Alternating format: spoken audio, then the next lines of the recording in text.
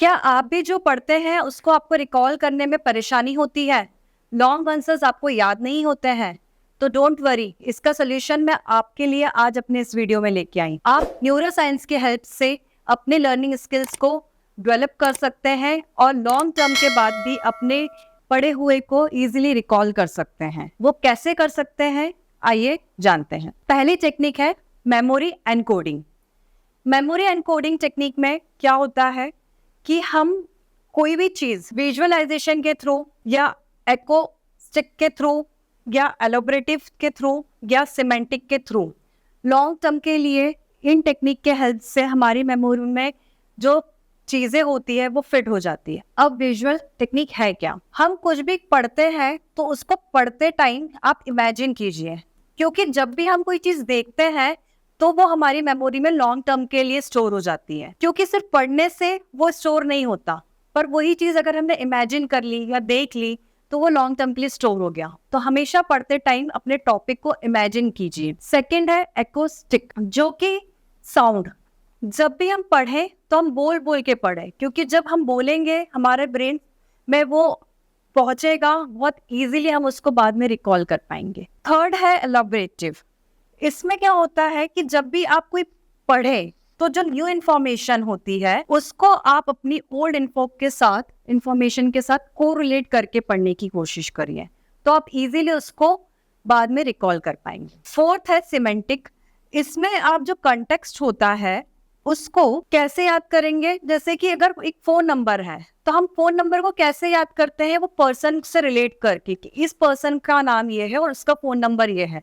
तो ऐसे रिलेट करके आप पढ़ेंगे तो आप इजीली उसको बाद में रिकॉल कर पाएंगे और आपके ब्रेन में ये जो भी टॉपिक होंगे वो लॉन्ग टर्म के लिए स्टोर हो जाएंगे। सेकंड है लिम्बिक सिस्टम एक्टिवेशन टेक्निक। जो हमारा ब्रेन होता है उसका एक बहुत इंपॉर्टेंट पार्ट है लिम्बिक सिस्टम, जो कि क्या करता है, हमारे इमोशंस को, हमारे बिहेवियर्स को, हमारी मेमोरी जो होती है उन सबको कंट्रोल करने का जो काम होता है वो लिम्बिक सिस्टम का होता है। अब इसको अगर हमें एक्टिवेट करना है तो वो हम कैसे कर सकते? हम फिजिकल एक्सरसाइज कर सकते हैं, जैसे कि वॉकिंग, स्विमिंग, रनिंग।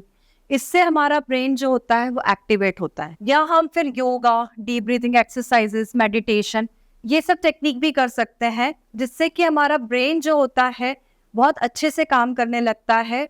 और जब ब्रेन अच्छे से काम करता है तो कोई भी चीज़ अगर हम पढ़ते हैं या सुनते हैं तो हमें बहुत टाइम के लिए वो हमारे ब्रेन में स्टोर हो जाता है। आप जो सोते हैं तो प्रॉपर स्लीप लीजिए, क्योंकि जब आप सोते हैं तो ब्रेन जो है उसके केमिकल्स जो है उसको रीस्टोर करने का काम करता है।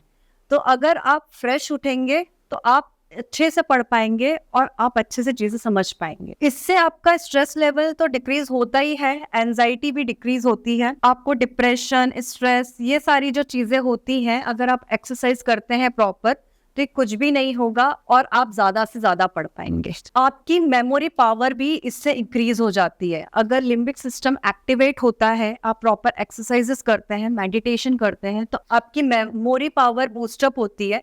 उससे आपका ब्रेन और तेज चलता है। और जब आप पढ़ते हैं तो जब हम हैप्पी माइंड से पढ़ते हैं तो हमारे पास 12% जो हमारे प्रोडक्टिव हो जाते हैं वो ज़्यादा। हम ज़्यादा प्रोडक्टिव होने से हमारी जो मेमोरी पावर होती है बूस्टअप हो जाती है। जब भी आप मॉर्निंग में उठे ना तो अपने गोल को क्या सोचना है कि मुझे इस बार अपना IIT JEE NIT जो भी आपका गोल है वो क्रैक करना है। ये आपको मॉर्निंग में उठ के 5 मिनट सोचना है, फील करना है और उसके बाद उसको 10 लाइन में, उस विजुअलाइजेशन को 10 लाइन में नोट डाउन कर लेना है कि अब मुझे इस साल क्या करना है।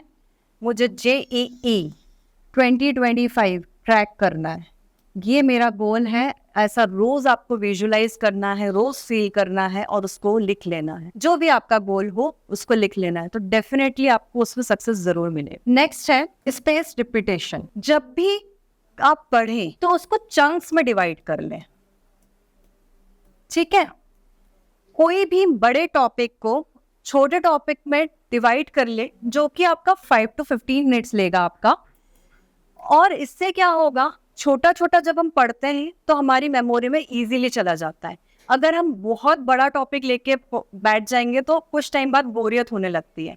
बट वही छोटा टॉपिक हम लेंगे तो हम उसको इंटरेस्ट के साथ पढ़ेंगे, इंटरेस्ट के साथ पढ़ेंगे तो हमें वो ज्यादा याद रहेगा। और जब भी आप उसको रिकॉल करते हैं ना, तो क्वेश्चन फॉर्म में कि ये क्या हुआ, कैसे हुआ, ये सब आप सोचें तो आप उसको इजीली रिकॉल कर पाएंगे।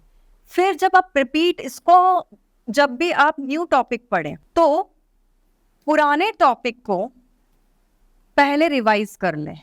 इससे आपका पुराना टॉपिक रिवाइज हो जाएगा और नया टॉपिक भी कवर हो जाएगा। फिर लास्ट है रिटेन।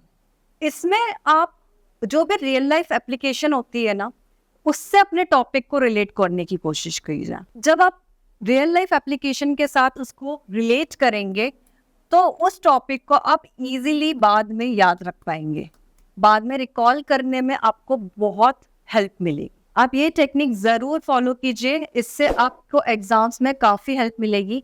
ऐसे ही इंफॉर्मेटिव वीडियोस के लिए हमारे चैनल को सब्सक्राइब कीजिए। Thank you.